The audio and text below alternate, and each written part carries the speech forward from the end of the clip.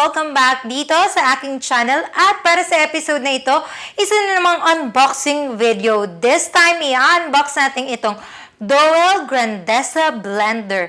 O, diba? Grandesa, parang tunog sosyal. Pangalan pa lang tunog sosyal na.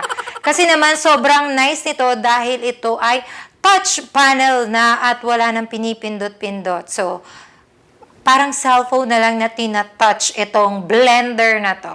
So, this is the BL11. Ayan. Sa labas ng box, ito yung makikita nyo. Color white and black yung kanyang design. Sa gilid naman is touch control lighted panel. 1.5 liter capacity. Glass jar. Jar safety switch. Push button lid lock. And 4-spoke stainless steel blade.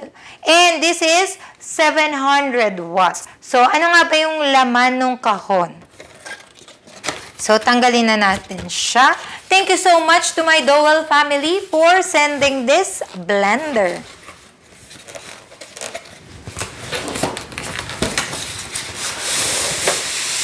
At, baligtad nga.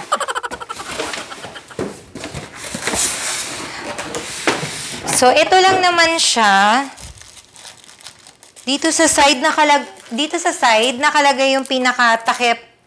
Yung parang tinatanggal na parang maliit na takip sa taas. Kapag naglalagay kayo ng mga syrup, ganyan, o kaya may gusto kayong ilagay or idagdag, doon nyo binubuhos sa pinakalid. And in fairness, meron siyang parang measuring cup na din to, may 25 and 50 ml. And, ayan nga, para kang nag-workout dito dahil sobrang bigat nung pinaka-jar niya. Dahil glass nga siya, ayan. Dahil glass nga siya, sobrang bigat niya. And one of the advantage kapag glass and mabigat is hindi nag-wobble or hindi gumagalaw yung pinaka-blender kapag nagbe-blend siya. Hindi mo na to kailangan hawakan pa or diinan pa at sumama yung katawan mo sa pagsayaw ng blender. So, ayan siya. 1.5 liter capacity, enough for so many ideas na kailangan i-blend. Pwede mga soup, pwede mga fruit shakes. So, kung gusto mo ng fruit shakes for Christmas, upcoming Christmas, pwede ito. Sa summer, patok na patok din tong blender na ito. And, sa pagtanggal nga is, dahil meron siyang pinupush dito, ayan, mas secured yung kanyang lid. Walang tatalsik dahil may pinaka-push lock button siya. So, yan, ang ganda ng sobrang ganda ng loob niya and sobrang nice ng pinaka-kulay nung pinaka-blender. So, itong nakuha natin kanina, dito yan. Ay! Meron din siyang lock. So, kung for example, gusto nyo tong i-lock para hindi mawala or pag kinikip nyo hindi mawala, ayan, pwede din siya. And hindi din tatalsek yung inyong takip kapag nakatakip siya ng ganyan. Next naman natin is yung pinaka-body ng blender. So, ito siya. And wala na nga mga button, mga touch sensitive na siya. Sa paglagay naman nito, hahanapin mo lang yung indicator, arrow indicator, tas dito may lock. So, ganyan siya. Tas twist lang.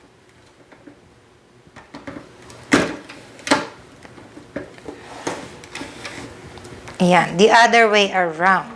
Ayan! O, diba? Sobrang heavy duty niya. And 700 watts to. Ibig sabihin, kaya nitong mag-crush ng ice. So, tara, subukan na natin yung ating blender in 3, 2, 1. So, as soon as you plug in, ganyan nakailaw siyang lahat. And kapag pirnes mo yung power, ayan, magbi-blink siya. And then, pwede ka nang pumili kung ano yung gusto mong speed. Pwedeng low, medium, high, and then pulse. For the frozen drinks, equivalent din yan for medium. And ice crush is high na siya. Tapos, nandito is yung stop. So, dahil pinindot na natin yung power, ready na siyang i-press kung ano yung speed na gusto mo. So, let's say low. So, ayan, sobrang stop muna natin. Ayan, sobrang powerful nung kanyang blade. Oh, kaya nga meron siyang ice crush is sobrang kaya niya talagang durugin yung pinaka-ice nito. I'll show you an example kapag nilagay na natin yung ice later on. So, pag pulse, ganun siya. Ayun, taray. Oh. Oh, di ba? Touch sensitive na. Kaya bonggang-bongga na wala ka nang pipindutin na button. Ito lang yung nakita kong blender na ganito. So, as soon as you click the power, ayan, naka-default na siya. Kahit pindutin mo yan, hindi siya parang nakalock na siya. So, subukan naman natin na meron na itong laman.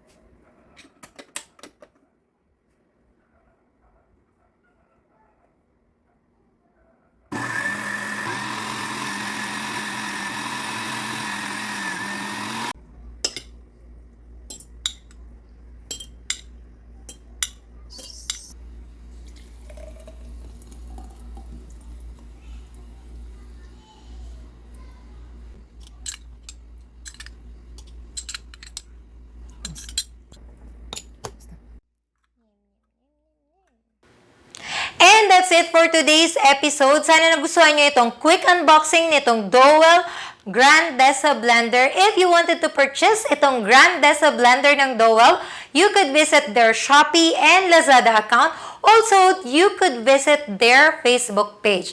At kung hindi ka pa nakapag-subscribe sa aking YouTube channel, click subscribe and click the notification bell para lagi kang updated. Thank you for watching. I'll see you on my next video. Bye!